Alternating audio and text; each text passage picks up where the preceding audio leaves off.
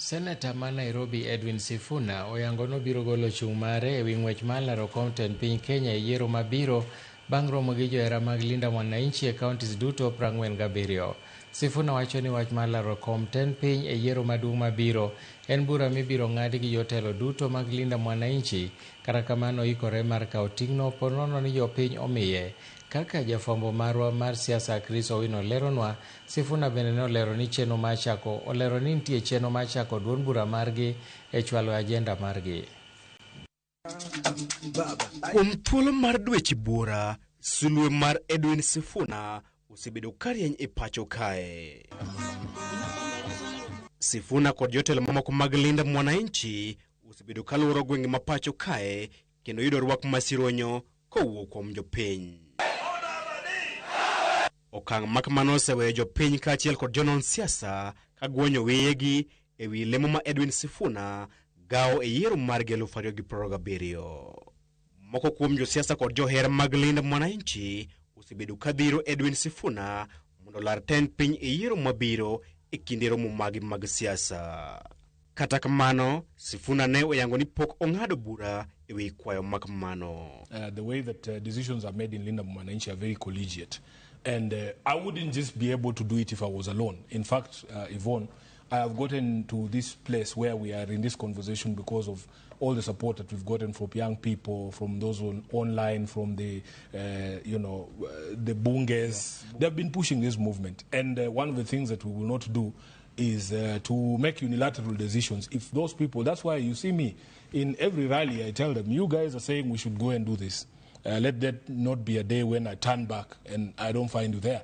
So that decision has to be made together with the people so that it is a decision that is owned by everyone. Etwak mare kod wang' jowi mar Citizen Otieno Manyoro, Sifuna kata kamano ne ochiwo ranyisi ni olap dhoge ndong' ne kom majatend piny bang' wacho ni oikore mar kawo ting' moro amora ma jopiny dhi miye. And if that decision is made, and they say run for president, is that something you would want, you would do? I've told them, for as long as I don't turn back and find you guys have disappeared. And that's why you see me asking them, Mona ni chocha?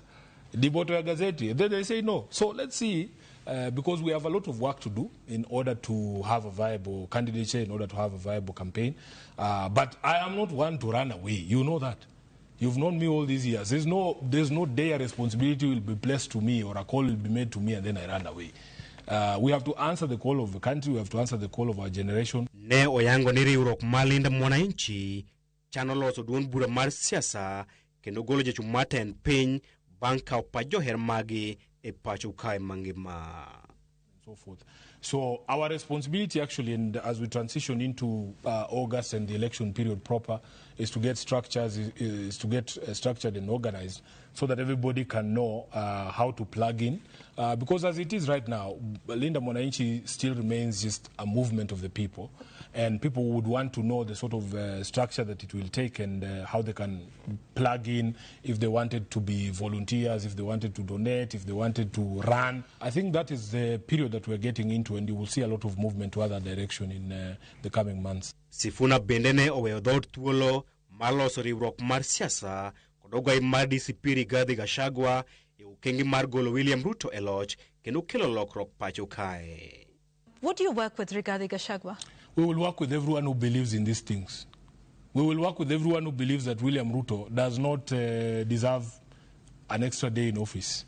And for as long as that is our cause, we will work together. There is no problem. Yes. You just said you needed no inducement to impeach Rigathi Gachagua as deputy president. Yes. Now you say you could possibly work with him. What has changed? Nothing has changed. Because you see, first of all, as a lawyer, I will tell you there is a rule against double jeopardy.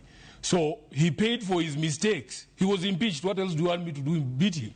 But I'm telling you, he's the one now who's saying William Ruto is actually an existential threat to the country, and whatever it takes that he can do to help remove him.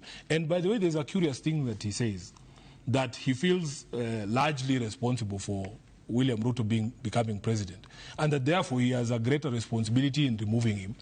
Ewi seyo mosebetie ni riwruok mar Linda Mwananchi yudo sir mar omenda kowuok kuom jatend piny machon Uhuru Kenyatta. Sifuna wacho ni mago miriambo ma onge korgi.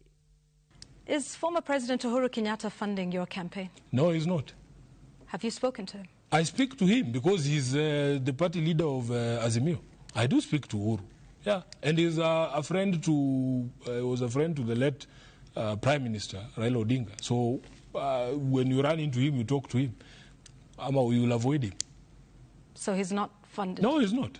Punigi kao telo e yeru mabiro, Sifuna wacho ni serikal malinda mwananchi, dinyayo thuolo ma demokrasia, tiyo e bwoten chik, loso lwasi maber maiwa joket mwando, ka achiel gwinyo ywak mag jopiny. Chris Owino, Ramogi TV, Nairobi. Kodong manandalo